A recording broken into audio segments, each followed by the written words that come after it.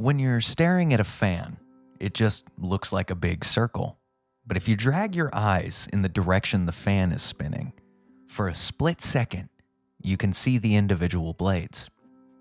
When discussing macro versus micro level human behavior, this is a pretty good analogy. Macro studies the fan, micro studies the blades. But much like this analogy, microanalysis is sort of doomed to be pulling something out of a moment, as the blades are constantly moving. Also in this analogy, the blades, instead of consistently spinning with the fan, can sometimes fly off and invent the fidget spinner or do 9/11.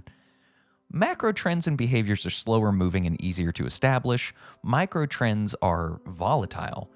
Sometimes micro trends aren't even trends, they're isolated events, spur of the moment happenings driven by emotion or time bombs that we had no idea the fuse had been lit for ages ago.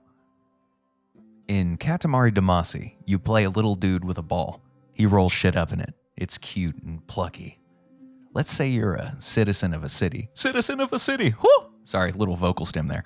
In the Katamari universe, a little guy the size of an eraser rolls by. Look at him go. Sure, all your bobby pins are missing, but he looks so happy, and he's turning all that random crap into stars in the sky. That doesn't seem so bad. Organization of civilization seemed fantastic in the early days. Pulling an organized system out of a seemingly hateful world where dying of starvation and thirst and animal maiming were regular occurrences was akin to alchemy. In that way, societal structure still is a good thing given that alternative. I imagine people who think that having some amount of order to parse out a bit of the chaos of existence is bad have never lived in abject chaos. By this logic, so what if the people determining the order live slightly better than those just living in it? At least there's consistently available water and food. That's a huge upgrade. And this justification of inequity based in fear began to snowball. That little guy's ball is now the size of a cat. He's rolling up all the dishware and food off people's plates. The children cry because all the juice boxes and snacks have become one with the sphere. Your chihuahua is gone. But look at those stars. Can't beat that view, right? Yeah, boy. After a while, things start to skew a bit more in terms of balance. It's no longer that the organizers live slightly better. They live massively better, and they've appointed mini-organizers to oversee protection of how much better they're living. And the mini-organizers live slightly better as compensation. Sure, things have improved for the regular people somewhat as well, but the ratio is no longer in the realm of reasonable comparison, and negative sentiment is circulating among those born into the lower group. The ball is now the size of a person. Shrubbery, books, pets, and anything of holdable size are now one with the ball. The skinny children are missing. Parents are desperately fattening their children in hopes to outrun the ball's growing size. It's growing hunger. Inequity grows. The gap widens. More systems are put into place to protect the gap. The have-mores want more. Systems are put into place to grant the lower people slightly more security from the survivalist fears they're still connected to. These systems still benefit the have-mores. They feed off the population's fear of returning to how things were before, using examples in the world where things are that way to encourage gratitude. The fear is still stronger than dissent. To work alongside the system is viewed as the only sensible solution. Brian Thompson grew up in this stage. The ball is now the size of a car. The remaining people are hiding in their homes. Yards are barren and stripped of fences. There are no street signs or bicycles anymore. There are barely roads.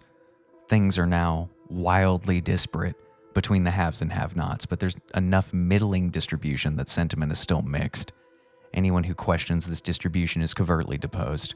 Information is controlled and parsed out. Entertainment becomes a center point for focusing the attention of the populace.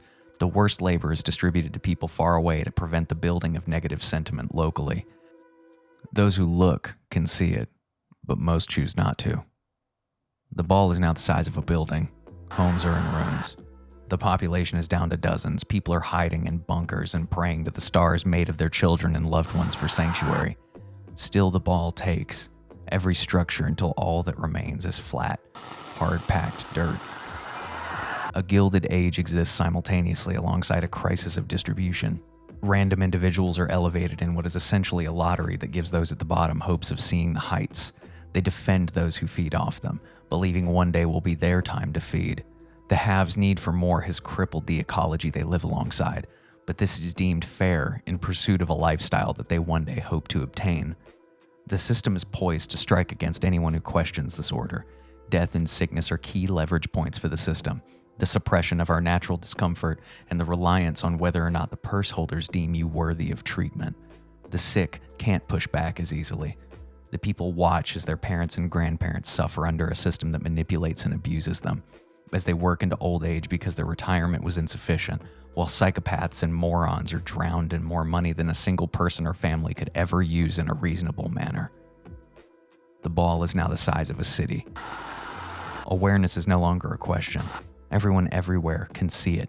No matter where they distribute the labor, no matter where they move the trash, in this age of information, the haves can no longer hide.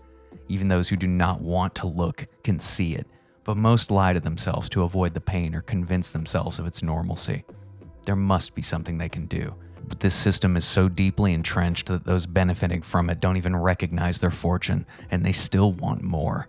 Dissent has become louder than fear, with increasingly little to lose. If the system is inescapable and increasing misery is nearly a guarantee, what is there to fear in Dissent? The ball is now the size of a small island. There must be something that can be done. Luigi Mangione grew up in this stage.